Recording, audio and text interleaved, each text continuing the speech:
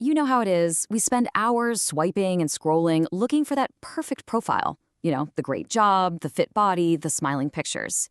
But what if the most important things for a successful marriage are the ones you can't even see? So today we're going to break down how to screen for what truly matters. This is the big question, isn't it? I mean, someone can look absolutely perfect on paper. They're employed, educated, they hit the gym every day. But what happens when things get real? When life gets difficult? What's the emotional software running underneath that shiny exterior? And make no mistake, the answer to that question can literally be the difference between a partnership that gets stronger when things get tough and one that just shatters at the first sign of stress. We're not just screening for a few good dates here. We're talking about screening for a marriage.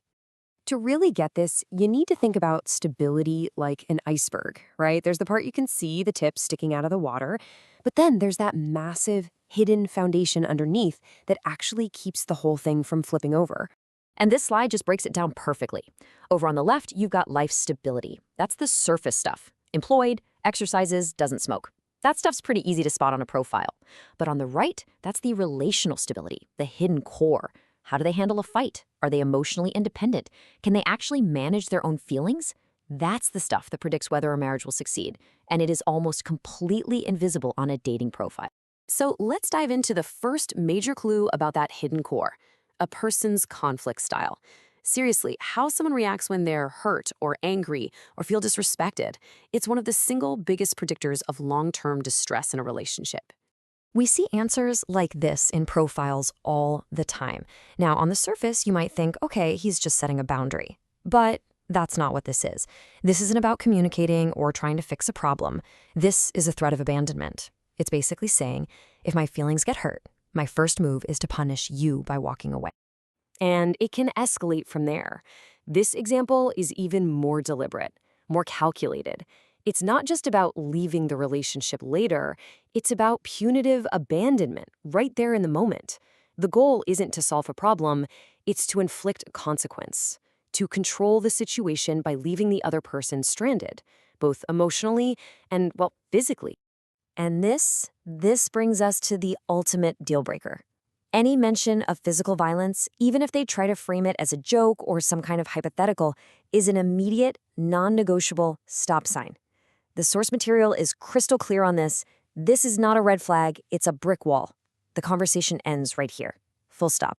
All of these terrible responses fall under a really toxic pattern called punitive abandonment. And think about it. A healthy partnership is built on repair, the ability to talk things out, take accountability, and work through issues together. Punitive abandonment does the exact opposite. It uses separation as a weapon, not as a solution. All right, on to the second major red flag, emotional dependency. This is that dangerous idea that a person's entire self-worth and happiness depends entirely on just being in a relationship. Wow. This is a direct quote from a profile analysis, and it's a massive flashing neon sign. It can be so tempting to see this as romantic or maybe even vulnerable, but it's actually a marker of deep, deep instability. It places the impossible burden of someone else's entire self-worth right on their partner's shoulders. And this dependency, it follows a really predictable and really damaging path. It starts with that feeling of worthlessness. That fear of being alone then fuels clinginess and controlling behaviors. And this inevitably creates this dynamic where you become responsible for their happiness, which is an impossible, exhausting job that always ends in resentment, usually on both sides. I mean, the contrast here could not be more stark. On one side, you have a direct admission of relying on a partner for status and self-worth. On the other, a firm no never. A healthy relationship is built by two whole individuals coming together, not two people trying to use each other just to feel whole. Okay, so we've identified the big problems. Now for the practical part. How do you actually screen for these things? Let's get you set up with a toolkit of really powerful questions that get right under the surface. This is such a fantastic question because it forces a specific choice. It cuts through those vague answers like, oh, I'd handle it. You're trying to find out their immediate default reaction. And really, the only healthy answer here is talk. Any of the others point directly to that punitive conflict style we were just talking about. Now, this question isn't about finding someone who has never made a mistake. That person doesn't exist. It's about finding someone who can admit they have. It's a direct test for accountability. Can they own their actions? And this is the crucial part, did they actually take steps to repair the damage? Someone who can't answer this probably blames other people for everything. And this one brings us right back to that dependency trap. This question directly investigates their emotional independence. A healthy answer will mention things like hobbies, career goals, friendships, personal growth, anything that shows their sense of self is built on their own foundation, not on getting validation from a partner. So here's a quick cheat sheet for what to listen for. Green flags are all about accountability and growth.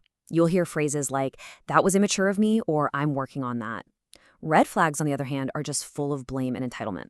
Things like, a wife must, or I can't control myself, those are serious warnings. Okay, so after all of this analysis, what's the big takeaway?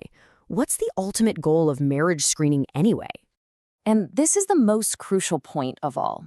You are not looking for a flawless human being. You are looking for a safe harbor. You're screening for someone who has the core skills to navigate life's storms with you, not someone who becomes the storm. It's about finding a partner who is ready and willing to grow as an individual and together with you. So, I'll leave you with this. The next time you see a profile that seems absolutely perfect, just remember the iceberg. Ask the questions that reveal what's really going on beneath the surface. Because a great profile is nice, but a great partner, that's everything. So, are you screening for a partner or just for a profile?